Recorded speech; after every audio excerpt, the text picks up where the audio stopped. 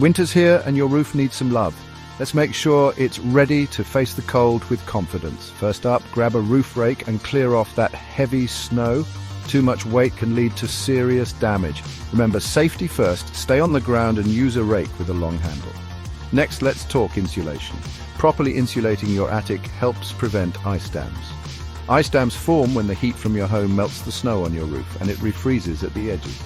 This can cause water to back up and leak into your home. Not good. To combat ice dams, you can use calcium chloride. Sprinkle it safely to melt the ice without damaging your shingles. Easy peasy.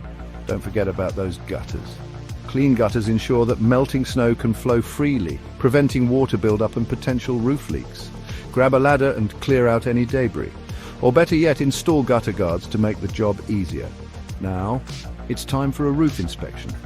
Hire a professional to check for any damage or weak spots. They can spot problems early and save you from costly repairs down the line. Finally, with all these steps done, you'll have a cozy, well-maintained home ready to face the winter. Remember, a little effort now can save you big headaches later.